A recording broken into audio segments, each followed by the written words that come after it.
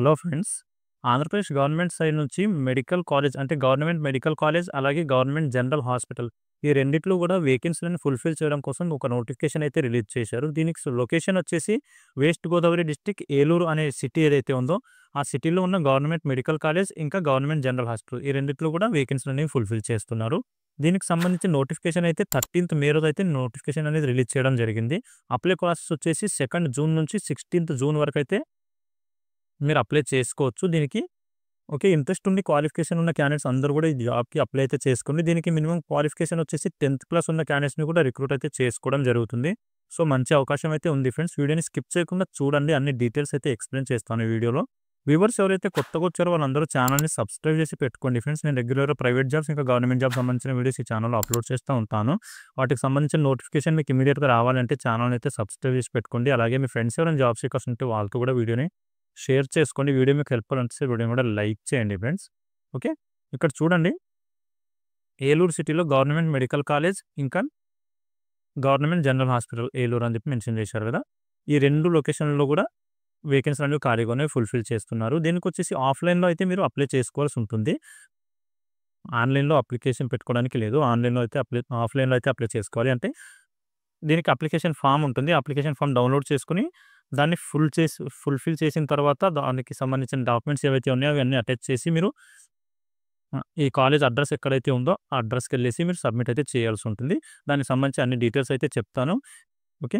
ఇక్కడ చూడండి, దీని అఫీషియల్ నోటిఫికేషన్ వచ్చేసి eluru.ap.gov.in అని చెప్పి ఏదైతే వెబ్‌సైట్ ఉందో ఆ వెబ్‌సైట్‌లో అయితే ఉంటుంది. నేను మీకు చూపిస్తాను. అప్లికేషన్ ఫామ్ గురించి కూడా లింక్ అయితే వీడియో డిస్క్రిప్షన్‌లో మెన్షన్ చేస్తాను. అక్కడ నుంచి మీరు అప్లికేషన్ ఫామ్‌ని డౌన్‌లోడ్ చేసుకొని అప్లై అయితే చేసుకోవచ్చు.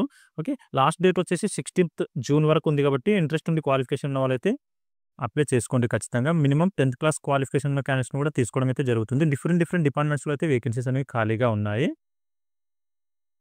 ఓకే. ఈ జాబ్‌కి సెలక్షన్ ప్రాసెస్ కూడా మీకు ఎలాంటి ఎగ్జామ్ గాని, ఇంటర్వ్యూ గాని కండక్ట్ చేయరు ఫ్రెండ్స్. డైరెక్ట్ మీకు వచ్చేసిన మార్క్స్‌ని బట్టి మీకు సెలక్షన్ అనేది చేయడం జరుగుతుంది. మెరిట్ లిస్ట్‌ని బట్టి మీకు సెలక్షన్ అనేది చేస్తారు. ఇక్కడ చూడండి ఫ్రెండ్స్, ఏదైతే గవర్నమెంట్ మెడికల్ కాలేజ్ ఉందో దాంట్లో వచ్చేసి ఏ డిపార్ట్మెంట్స్‌లో వేకెన్సీస్ ఖాళీగా ఉన్నాయంటే, స్టోర్ కీపర్ అనే డిపార్ట్మెంట్‌లో ఖాళీగా ఉన్నాయి వేకెన్సీస్. అలాగే computer programmer, electrical helper, office subordinate, మార్సరీ అటెండర్, జనరల్ డ్యూటీ అటెండెంట్, అలాగే ల్యాబ్ అటెండెంట్. ఈ 7 డిపార్ట్మెంట్స్‌లో అయితే వేకెన్సీ అనేవి ఖాళీగా ఉన్నాయి. ఎన్ని వేకెన్సీస్ ఖాళీగా ఉన్నాయన్నది వచ్చేసి ఇక్కడ మెన్షన్ చేశారు. టోటల్‌గా అయితే 35 వేకెన్సీ అయితే ఖాళీగా ఉన్నాయి. ఏదైతే స్టోర్ కీపర్ అనే డిపార్ట్మెంట్ ఉందో దానికొచ్చేసి 18,500 సాలరీ అయితే పే చేస్తున్నారు. కంప్యూటర్ ప్రోగ్రామర్‌కొచ్చేసి 34,580 రూపీస్ సాలరీ అయితే పే చేస్తున్నారు. రిమైనింగ్ ఎలక్ట్రికల్ హెల్పర్, అలాగే ఆఫీస్ సబార్డినేట్, మార్సరీ attendant, general duty attendant, lab attendant వీటన్నిటికి కూడా 15,000 వరకు సాలరీ అయితే పే చేయడం జరుగుతుంది. ఏలూరులోని ఇంకో లొకేషన్ వచ్చేసి గవర్నమెంట్ జనరల్ హాస్పిటల్ ఏదైతే ఉందో దాంట్లో కూడా డిఫరెంట్ డిపార్ట్మెంట్స్‌లో వేకెన్సీలు అనేవి ఖాళీగా ఉన్నాయి. ఇక్కడొచ్చేసి రేడియోగ్రఫిక్ టెక్నీషియన్, అలాగే cardiology technician, child physiotherapist, clinical psychologist, computer programmer, electrical helper, ఇంకా emergency medical technician, general duty attendant, lab technician grade 2, network administrator, office subordinate, OT technician, psychiatric social worker, అలాగే speech therapist, store attendant, system subordinator అని చెప్పి 17 డిపార్ట్మెంట్స్‌లో అయితే వేకెన్సీలు అనేవి ఖాళీగా ఉన్నాయి friends. టోటల్‌గా 87 vacancy అయితే ఖాళీగా ఉన్నాయి. ఈ ఏదైతే జనరల్ హాస్పిటల్ ఉందో దీంట్లో. ఇక్కడ వీటికి సంబంధించిన సాలరీ కూడా మెన్షన్ చేశారు. ఏదైతే రేడియోగ్రఫిక్ టెక్నీషియన్ ఉందో దానికి 35,570 రూపీస్ సాలరీ పే చేస్తున్నారు. అలాగే కార్డియాలజీ టెక్నీషియన్‌కొచ్చేసి 37,640 రూపీస్ పే చేస్తున్నారు. చిల్డ్ సైకాలజిస్ట్‌కొచ్చేసి 54,060 రూపీస్ వరకు సాలరీ అయితే పే చేయడం జరుగుతుంది. ఇలా డిఫరెంట్ డిపార్ట్మెంట్స్‌కి డిఫరెంట్ సాలరీస్ అయితే ఉన్నాయి. ఈ పీడీఎఫ్‌కి సంబంధించిన లింక్ కూడా నేను వీడియో డిస్క్రిప్షన్‌లో అయితే మెన్షన్ చేస్తాను. అక్కడ నుంచి మీరు పీడీఎఫ్‌ని డౌన్‌లోడ్ చేసుకొని ఒకసారి క్లియర్‌గా రీడ్ చేసి ఆ తర్వాత అయితే అప్లై చేసుకోవడానికి వెళ్ళండి. ఏ డిపార్ట్మెంట్‌కి ఎంత సాలరీ పే చేస్తున్నారు అన్నది కూడా ఇక్కడ క్లియర్‌గా మెన్షన్ అయితే చేశారు. నేను వన్ బై వన్ అన్నీ రీడ్ చేసుకుంటూ వెళ్ళానంటే వీడియో బాగా లెంతీగా అవుతుంది. అందుకని చెప్పి నేను దీనికి సంబంధించిన లింక్ అయితే వీడియో డిస్క్రిప్షన్‌లో మెన్షన్ చేశాను. అక్కడి నుంచి మీరు రీడ్ చేసి ఆ తర్వాత అయితే అప్లై చేసుకోండి. ఏ డిపార్ట్మెంట్‌కి ఎంత సాలరీ ఉంది అనేది. ఇక్కడ చూడండి ఫ్రెండ్స్, డిపార్ట్మెంట్ మధ్య క్వాలిఫికేషన్ కూడా ఇక్కడ మెన్షన్ చేశారు. ఏ డిపార్ట్మెంట్‌కి ఏ క్వాలిఫికేషన్ ఉన్న క్యాండిడేట్స్‌ని రిక్రూట్ చేసుకుంటున్నారు అంటే, స్టోర్ కీపర్ అనే డిపార్ట్మెంట్ ఏదైతే ఉందో దీనికొచ్చేసి ఎవరైతే డిగ్రీ పాస్ ఔట్ అయిన క్యాండిడేట్స్ ఉన్నారో వాళ్ళని రిక్రూట్ అయితే చేసుకోవడం జరుగుతుంది. కాకపోతే ఏదైనా సరే గవర్నమెంట్ ఫీల్డ్‌లో మీరు 2 ఇయర్స్ వరకు స్టోర్ కీపర్‌గా వర్క్ చేసిన ఎక్స్‌పీరియన్స్ అయితే ఉండాలి అని చెప్పి మెన్షన్ అయితే చేశారు. సో, మీరు ఏదైనా సరే గవర్నమెంట్ ఫీల్డ్‌లో స్టోర్ క్లర్క్ కింద వర్క్ చేసిన ఎక్స్‌పీరియన్స్ ఉంటే మీరు జాబ్‌కి అప్లై చేసుకోవచ్చు. ఆ ఎక్స్‌పీరియన్స్ సర్టిఫికేట్ కూడా మీకు మ్యాటర్ అయితే చేస్తుంది. అది కూడా సబ్మిట్ చేయాల్సి ఉంటుంది. ఓకే. నెక్స్ట్ వచ్చేసి కంప్యూటర్ ప్రోగ్రామర్. ఈ డిపార్ట్మెంట్‌కి వచ్చేసి క్వాలిఫికేషన్ అడుగుతుంది ఏంటిదంటే బీఈ గాని, బీటెక్ గాని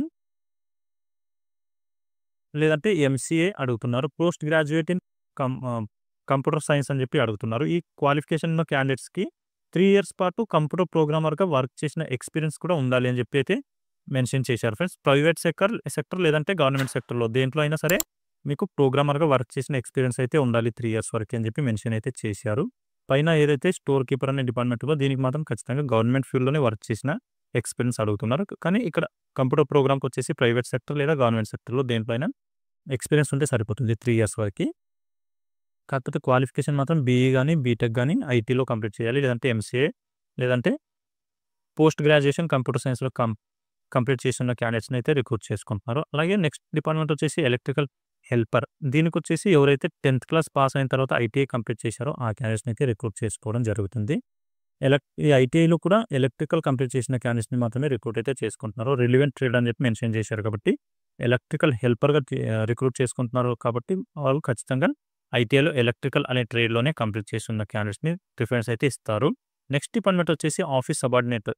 ఈ డిపార్ట్మెంట్‌కి మీరు 10th క్లాస్ పాస్ అయి ఉంటే సరిపోతుంది ఫ్రెండ్స్. ఎలాంటి ఎక్స్‌పీరియన్స్ గాని, స్పెషల్‌గా ఏదైనా ట్రేడ్‌లో నెక్స్ట్ ఏది స్టడీ కూడా చేయాల్సిన అవసరం లేదు. జస్ట్ 10th క్లాస్ పాస్ అయి ఉన్న క్యాండిడేట్స్ అందరూ కూడా ఆఫీస్ సబార్డినేట్ అనే పోస్ట్‌కి అప్లై అయితే చేసుకోవచ్చు. ఇంకా నెక్స్ట్ వచ్చేసి మార్చురీ అటెండెంట్. దీనికి కూడా 10th క్లాస్ పాస్ అయిన క్యాండిడేట్స్ అందరూ కూడా అప్లై అయితే చేసుకోవచ్చు. మేల్ అండ్ ఫీమేల్ క్యాండిడేట్స్ అందరికీ కూడా అవకాశం అయితే ఉంది. ఓకే. నెక్స్ట్ డిపార్ట్మెంట్ వచ్చేసి రేడియోగ్రఫిక్ టెక్నీషియన్. దీనికొచ్చేసి ఎవరైతే రేడియోగ్రాఫర్‌లో డిప్లొమా కంప్లీట్ చేసున్న క్యాండిడేట్స్ ఉన్నారో వాళ్ళని రిక్రూట్ అయితే చేసుకోవడం జరుగుతుంది ఫ్రెండ్స్. ఇది రేడియోగ్రఫిక్ టెక్నీషియన్ అనేది స్పెషలైజేషన్‌కి సంబంధించిన డిపార్ట్మెంట్ కాబట్టి ఖచ్చితంగా రేడియోగ్రాఫర్ లో డిప్లొమా అయినా కంప్లీట్ చేయాలి. లేదంటే ఎక్స్‌రే టెక్నీషియన్‌గా అయినా లేదా బీఎస్సీలో రేడియోగ్రాఫర్ ఆర్ ఎక్స్‌రే టెక్నీషియన్ అని చెప్పి ఈ క్వాలిఫికేషన్ ఉన్న క్యాండిడేట్స్‌ని స్పెషల్‌గా అడుగుతున్నారు. వీటిలో ఎవరైతే ఈ స్పెషలైజేషన్‌లో మీరు డిప్లొమా కంప్లీట్ చేసి ఉన్నారో వాళ్ళకి రిక్రూట్ అయితే చేసుకుంటున్నారు రేడియోగ్రాఫర్ టెక్నీషియన్ కింద. ఓకే. ఇవేవైతే స్పెషల్‌గా కొన్ని డిపార్ట్మెంట్స్ ఉన్నాయో వాటికి స్పెషలైజేషన్ అయితే ఖచ్చితంగా అడుగుతారు ఫ్రెండ్స్. ఏదైతే కార్డియాలజీ ఉందో, సివిల్ సైకాలజిస్ట్ ఉందో వీటికన్నిటికి కూడా స్పెషలైజేషన్ అడుగుతారు. మీరు వాటికి సంబంధించిన స్పెషలైజేషన్‌లో మీ క్వాలిఫికేషన్ ఉంటే మీరు అప్లై అయితే చేసుకోవచ్చు ఈ జాబ్‌కి. ఓకే. నేను నార్మల్‌గా ఏవైతే 10th క్లాస్, ఇంటర్మీడియేట్ ఇవి ఉంటాయో తక్కువ క్వాలిఫికేషన్ వాటికి సంబంధించి అయితే ఎక్స్‌ప్లెయిన్ చేస్తాను. రిమైనింగ్ మీరు ఒకసారి చూసుకొని అప్లై అయితే చేసుకోండి. జనరల్ డ్యూటీ అటెండెంట్‌కి వచ్చేసి 10th క్లాస్ పాస్ అయిన క్యాండిడేట్స్‌ని తీసుకోవడం జరుగుతుంది. ల్యాబ్ అటెండెంట్‌కి కూడా 10th క్లాస్ క్వాలిఫికేషన్ ఉన్న క్యాండిడేట్స్‌ని తీసుకుంటున్నారు.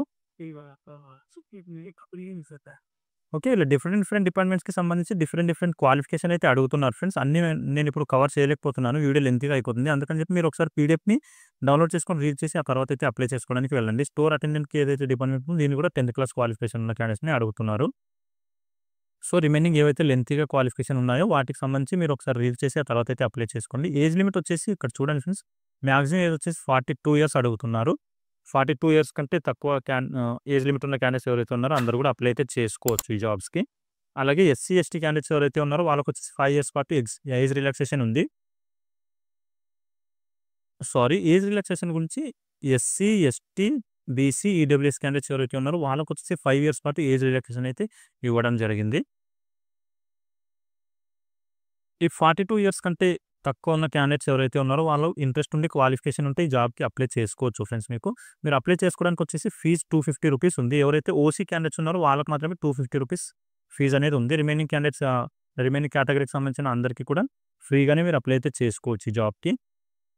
SC, ST, BC, physically handicapped అలాగే ఎక్స్ సర్వీస్ మ్యాన్ ఈ కేటగరీకి సంబంధించిన క్యాండిడేట్స్ అందరూ కూడా మీరు ఎలాంటి ఫీజు కూడా చెల్లించాల్సిన అవసరం లేదు. ఫ్రీగా అప్లై అయితే చేసుకోవచ్చు.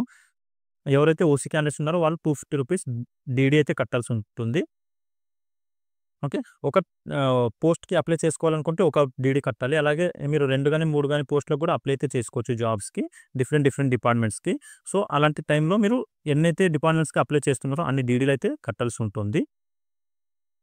ఎవరైతే ఎస్సీ, ఎస్టీ, బీసీ, ఈ పబ్లిక్ సారీ ఫిజికల్లీ హ్యాండిక్యాప్డ్ అలాగే ఎక్స్ సర్వీస్ మ్యాన్ ఈ క్యాండిడేట్స్ ఉన్నారో మీకు ఎలాంటి ఫీజ్ లేదు కాబట్టి మీరు ఎన్ని డిపార్ట్మెంట్స్‌కైనా అప్లై చేసుకోవచ్చు. సెలక్షన్ అయితే మీకు మెరిట్ లిస్ట్‌ని బట్టి సెలక్షన్ అయితే చేస్తారు. ఎలాంటి ఎగ్జామ్ గాని, ఇంటర్వ్యూ గాని కండక్ట్ అయితే చేయరు. సో, మంచి అవకాశం అయితే ఉంది గవర్నమెంట్ సెక్టర్‌లో జాబ్ చేయాలి అనుకున్న వాళ్ళకి. ఓకే. దీనికి సంబంధించిన లింక్ అయితే నేను వీడియో డిస్క్రిప్షన్‌లో మెన్షన్ చేస్తాను ఫ్రెండ్స్. అక్కడి నుంచి మీరు ఒకసారి వీడియోని డౌన్‌లోడ్ చేసుకొని, ఆ తర్వాత అయితే అప్లై చేసుకోండి. ఏవైనా డాక్యుమెంట్స్ కూడా ఏమేమి డాక్యుమెంట్స్ అటాచ్ చేయాలి అన్న దాని గురించి ఇక్కడ మెన్షన్ చేశారు. ఇవి కూడా ఒకసారి చూసుకొని మీరు ఆ తర్వాత అయితే సబ్మిట్ అయితే చేయండి documents.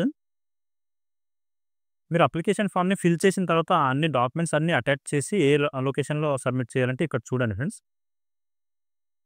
Doctor Yellapragada Subbarao government medical college Eluru అని చెప్పి ఈ లొకేషన్ ఏదైతే ఉందో, మెడికల్ కాలేజ్‌లోకెళ్ళేసి ఇక్కడ ప్రిన్సిపల్ రూమ్ ఏదైతే ఉందో ఆ రూమ్‌లోకెళ్ళేసి మీరు సబ్మిట్ అయితే చేయాల్సి ఉంటుంది. 2 జూన్ నుంచి 16థ్ జూన్ మధ్యలో. ఓకే. ఇదొచ్చేసి లొకేషన్. ఈ లొకేషన్‌లోకెళ్ళేసి ఆ ఆఫీస్‌లో మీరు సబ్మిట్ అయితే చేయాల్సి ఉంటుంది డాక్యుమెంట్స్. అప్లికేషన్ ఫార్మ్ వచ్చి నేను చూపిస్తాను మీకిప్పుడు. ఇక్కడ చూడండి ఫ్రెండ్స్. వీటికి సంబంధించిన నోటిఫికేషన్ డీటెయిల్స్ ఆఫీషియల్ వెబ్‌సైట్ ఏదైతే ఉందో దాంట్లో అయితే ఇక్కడ మెన్షన్ చేశారు. దీని లింక్ కూడా నేను వీడియో డిస్క్రిప్షన్‌లో మెన్షన్ చేస్తాను. ఇక్కడొచ్చేసి నోటిఫికేషన్ వ్యూ వచ్చేసి నోటిఫికేషన్ డీటెయిల్స్ ఉన్నాయి. చెక్ లిస్ట్ వచ్చేసి దీనికి ఏ డాక్యుమెంట్స్ అయితే అటాచ్ చేయాలో దానికి సంబంధించిన డీటెయిల్స్ అయితే ఉన్నాయి. అప్లికేషన్‌లో వచ్చేసి అప్లికేషన్ ఫార్మ్, సర్వీస్ సర్టిఫికేట్ వీటికి సంబంధించిన లింక్స్ అయితే ఇక్కడ మెన్షన్ చేశారు. ఈ లింక్స్‌ని మీరు ఓపెన్ చేసి డాక్యుమెంట్స్‌ని ఏవైతే అప్లికేషన్ ఫార్మ్ ఇవన్నీ ఉన్నాయో ఇవి డౌన్‌లోడ్ చేసుకొని ఫిల్ చేసి ఆ తర్వాత అయితే మీరు సబ్మిట్ చేయండి. దీనికి సంబంధించిన డాక్యుమెంట్స్ అన్నీ అటాచ్ చేసి ఇక్కడ చెక్ లిస్ట్ ఏదైతే ఉందో ఈ చెక్ లిస్ట్‌ని మీరు రీడ్ చేశారు అంటే ఏ డాక్యుమెంట్స్ సబ్మిట్ చేయాలి అన్న దాని గురించి మెన్షన్ చేశారు ఇక్కడ. ఓకే.